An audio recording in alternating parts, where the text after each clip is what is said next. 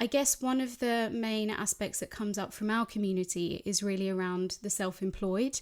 And really, with SEIS support, it's women who have been on maternity leave recently who are missing out.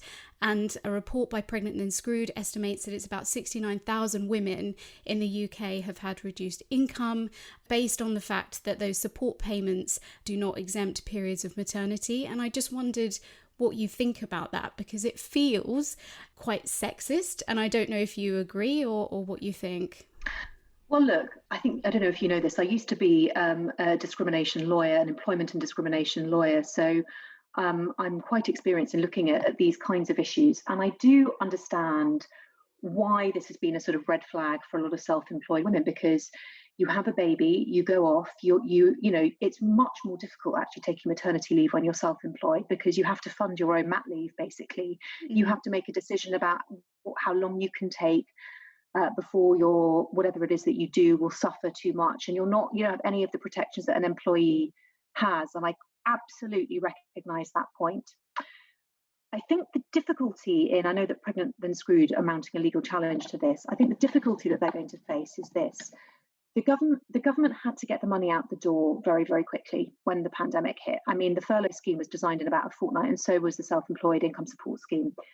And the difficulty, I think, is that not all women who took maternity leave will have taken, for example, the same length of time.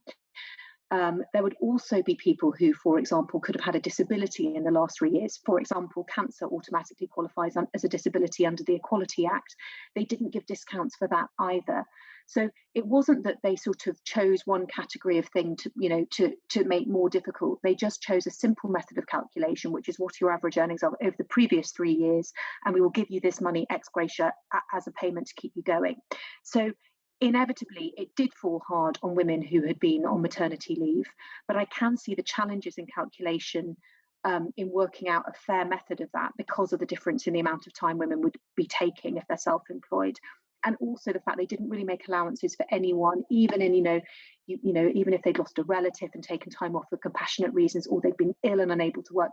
They just have very, very simple system to work out a basic calculation and get money out of the door.